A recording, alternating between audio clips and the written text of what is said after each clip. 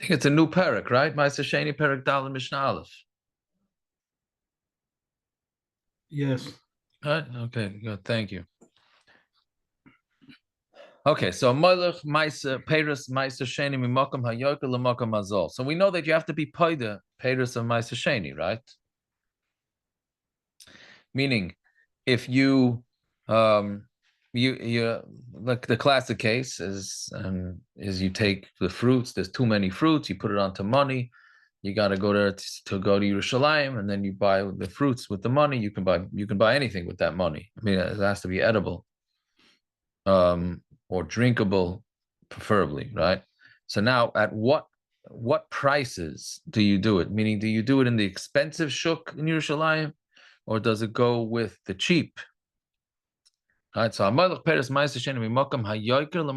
so let's say you went from an expensive neighborhood to a place that it's cheap, right? Now the Rav says you shouldn't be doing this. This is not a lechatchila. The whole situation is not a lechatchila. He says the lechatchila, it's usher to take Maaser Sheni mimakom lemakam. You paid it in your place, or meaning he's talking about where the way the Rav seems to be explaining it is that it's talking about in chutz la'aretz, but you shouldn't be doing that. Either you should be, meaning don't carry your Maaser Sheni with you, let's say from New York to Lakewood for Shabbos, and be paid it over there. That then you have this issue whether it's expensive or cheap. You shouldn't be messing around with Maaser Sheni. If you're here in New York, you paid it in New York, and that's it. You can carry the money around, just not the fruits. But if you did, and you went from a place where it was expensive to a place where it was cheap, I mean, makam azol, makam ayaka, or from a place that was cheap to a place that was expensive, padeo kishar makayma, then you're paid it according to the price of your location. Maybe Paris min agoren leir, and if you bring the fruit from the goren, from the threshing floor, to the city, meaning because that's where you live, the kadayayim and agas leir, and you take jugs of wine from the wine press to the city.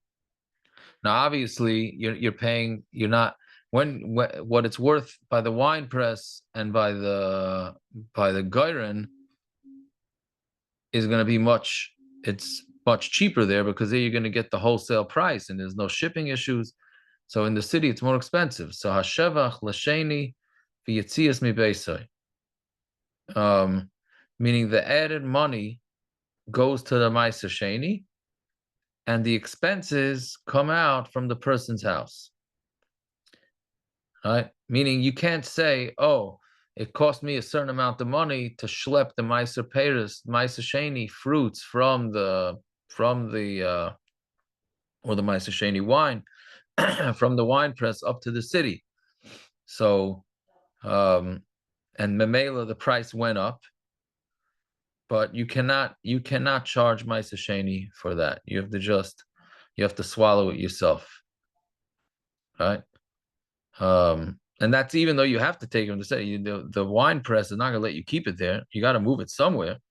But even so, you cannot you have to pay for the expenses yourself, right? Okay, so this Mishnah is saying that when you're not supposed to move Maaser Sheni Peiros, but if you do, and when you went from one place where it was one price and you moved it to a place where it was a different price, then you go with the local price, whether it's better or worse for the Maaser Sheni. If you bring fruits from the fields to the city, where it's obviously going to be more expensive in the city, then the price that's added on goes to the Maaser Sheni, and the expenses but the expenses come from the owner's pocket. Okay, Mishnah Beis, paid in Maaser Sheni kashar hazol. You're paid in Maaser Sheni like the cheapest price. What does this mean? You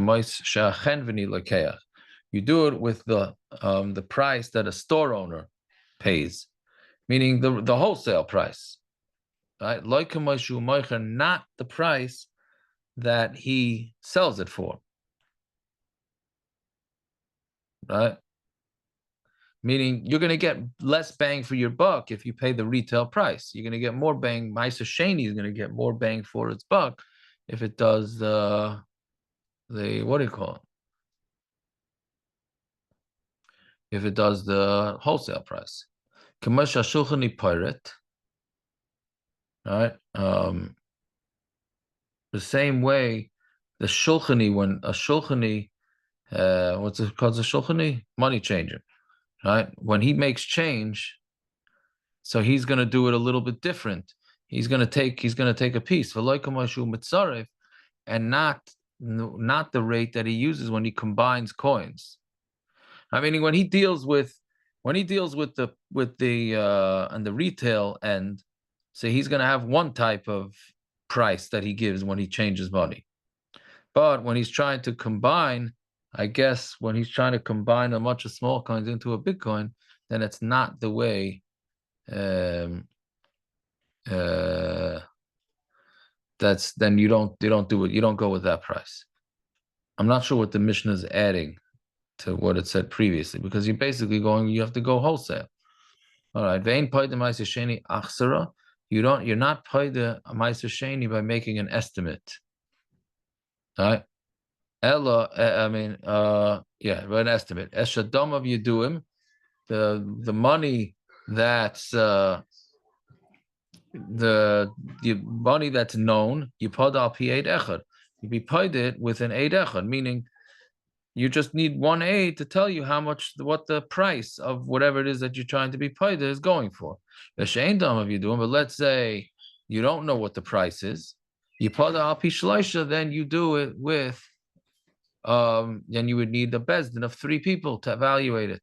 Hayayin shakaram, talking about wine that's going off, upeir shirkivu, and fruit that's also decaying, and also money that begins to get worn out. So all these things are getting worn out. So it's very difficult to know. Very difficult to know is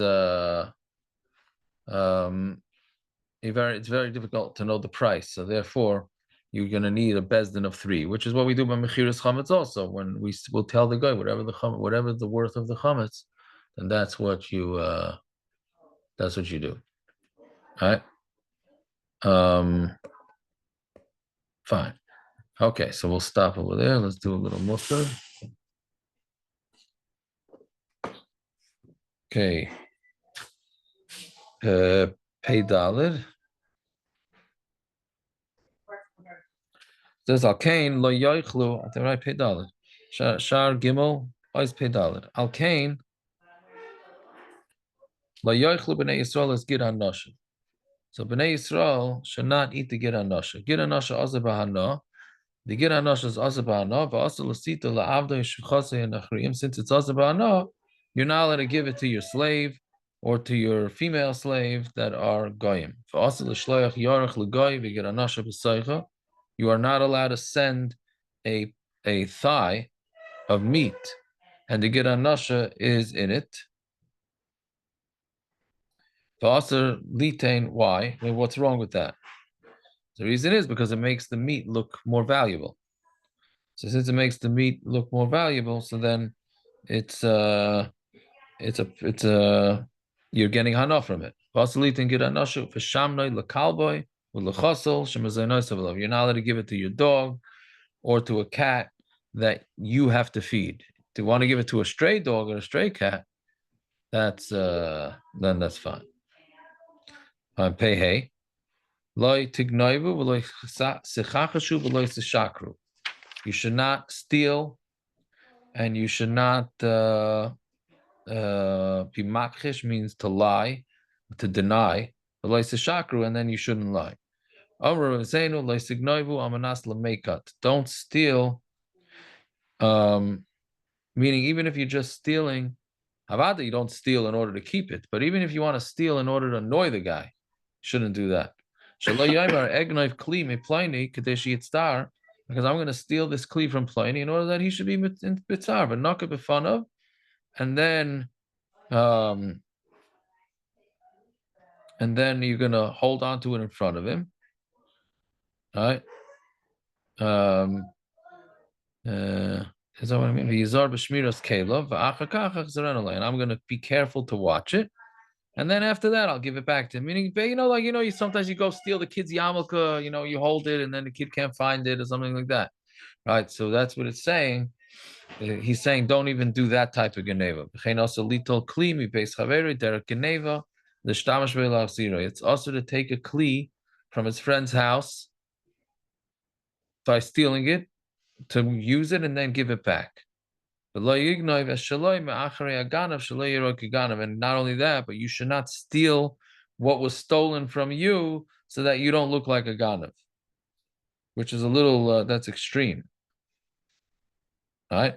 Meaning, better that you should go knock on his door and attack him.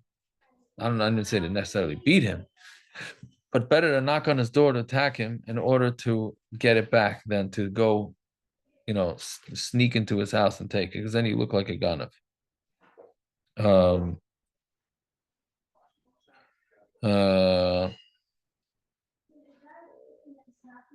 Now, also with taking, can you if you know 100% the guy lets you take his, lets you borrow his things, then can you borrow it? Right? So it sounds like from the Shara Tshuva, you're not allowed to. It's saying also lead and clean based on Derek and Neva, unless you say Derek and Neva is when you sneak it out. But if you just take it out in front of everybody, so then that's not Derek and Neva. Right? Yeah. All right.